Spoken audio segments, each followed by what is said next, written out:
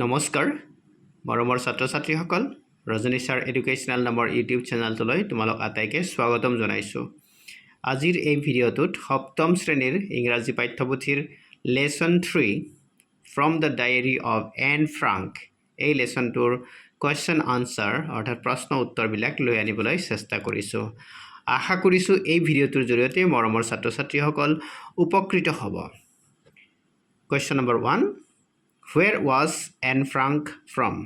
Anne Frankৰ ঘৰ ক'ত আছিল মানে Anne Frank ক'ৰ পৰা আহিছে Anne Frankৰ ঘৰ ক'ত answer Anne Frank was from Netherlands Anne Frankৰ ঘৰ হৈছে নেদাৰলেণ্ডত Anne Frankৰ ঘৰ হৈছে নেদাৰলেণ্ডত Question B How has the voice of Anne Frank reached out across continents and generations? How has the voice of Anne Frank reached out across continents and generations? অৰ্থাৎ Anne Frankৰ voice মানে কথাখিনি Anne Frankৰ কথাখিনি কেনেকৈ বিভিন্ন মহাদেশত আৰু বিভিন্ন প্ৰজন্মৰ মাজত বিয়পি পৰিছিল continents মানে মহাদেশ আৰু generation মানে হৈছে প্ৰজন্ম গতিকে বিভিন্ন মহাদেশত আৰু বিভিন্ন প্ৰজন্মৰ মাজত কেনেকৈ বিয়পি পৰিছিল Answer. The voice of Anne Frank has reached out across continents and generations through her diary. The voice of Anne Frank has reached out across continents and generations through her diary. অৰ্থাৎ Anne Frankৰ কথাখিনি Anne Frankৰ voice বা কথাখিনি মহাদেশ বিভিন্ন মহাদেশ আৰু বিভিন্ন প্ৰজন্মৰ মাজত বিয়পি পৰিছিল through her diary. তেখেতৰ ডায়েৰীখনৰ জৰিয়তে ইয়াৰ পিছত আছে C number What did Anne Frank see lying on the table among her other birthday presents? What did Anne Frank see lying on the table among her other birthday presents? অৰ্থাৎ Anne Frankে আন birthday প্ৰেজেণ্টবিলাকৰ ভিতৰত কি বস্তু টেবুলত পৰি থকা দেখা পাইছিল Anne Frankে আন জন্মদিনৰ উপহাৰসমূহৰ লগত আৰু কি বস্তু পৰি থকা দেখা পাইছিল টেবুলত Answer Among her other birthday presents Anne Frank saw a party game Anne Frank saw a party game অৰ্থাৎ Anne Frankে নিজৰ জন্মদিনৰ উপহাৰবোৰৰ লগত আৰু এটা কি দেখা পাইছিল পাৰ্টি গেম এটা দেখিবলৈ পাইছিল Question D Why did Anne Frank remain in her bed lying till 6:45 on her birthday? Why did Anne Frank remain in her bed lying till 6:45 on her birthday?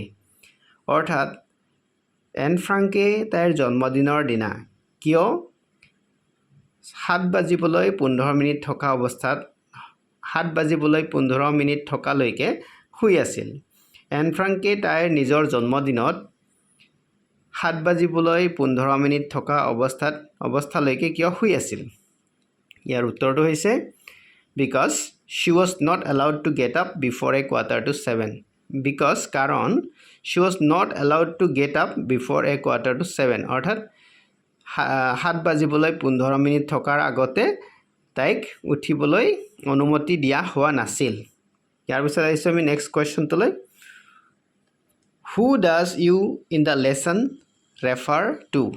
Who does you in the lesson refer to? অৰ্থাৎ এই পাঠটোত you বুলি কাক বুজোৱা হৈছে Answer In the lesson you refers to the diary of Anne Frank উত্তৰটো হৈছে In the lesson এই পাঠটোত you refers to the diary of Anne Frank অৰ্থাৎ you বুলি Anne Frankৰ ডায়েৰীখনকেই বুজোৱা হৈছে ইয়াৰ পিছত আহিছো আমি নেক্সট প্ৰশ্নলৈ হেতু হৈছে What is camera obscura? What is camera obscura? অৰ্থাৎ camera obscura কি হয় Answer Camera obscura is a party game. Camera obscura এটা party game হয় Who welcomed Anne in the dining room? Who welcomed Anne in the dining room?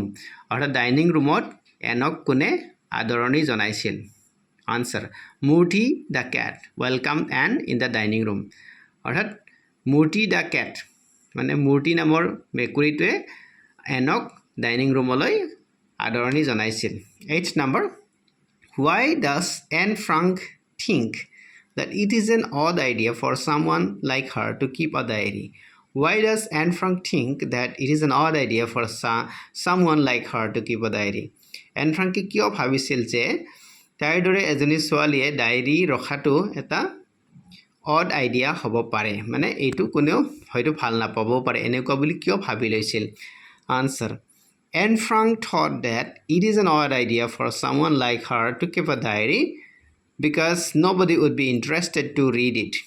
Anne Frank ভাবিছিল যে it is an odd idea, এইটো সিমান ভাল idea নহয়, for someone like her, তাৰমানে তাইৰ নিচিনা কোনোবা এজনী ছোৱালীয়ে to keep a diary, এখন ডায়েৰী ৰখাটো, because nobody would be interested to read it, কাৰণ কোনেও সেইখন পঢ়িবলৈ interested নহ'ব বা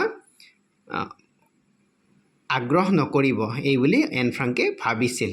Number I, how does Anne Frank describe her feelings in one of her slightly melancholy days? How does Anne Frank describe her feelings in one of her slightly melancholy days? অৰ্থাৎ Anne Frank তাইৰ এটা দুখৰ দিনত, মানে এটা দুখ লগা দিনত কেনেকৈ নিজৰ অনুভৱ ব্যক্ত কৰিছিল?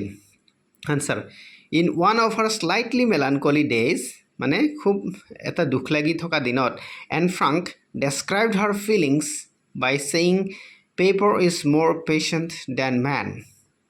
Anne Frank এই কথাষাৰ কৈ নিজৰ অনুভৱ ব্যক্ত কৰিছিল যে paper is more patient than man, অৰ্থাৎ পেপাৰ বা কাগজ হৈছে মানুহতকৈ বেছি ধৈৰ্যশীল। Paper is more patient than man, patient মানে ধৈৰ্যশীল, অৰ্থাৎ মানুহতকৈ পেপাৰ অৰ্থাৎ কাগজখন বেছিকৈ ধৈৰ্যশীল। নেক্সট আহিছোঁ question number J, who is Kitty? Kitty কোন হয়? Answer, Kitty is the name of Anne Frank's diary.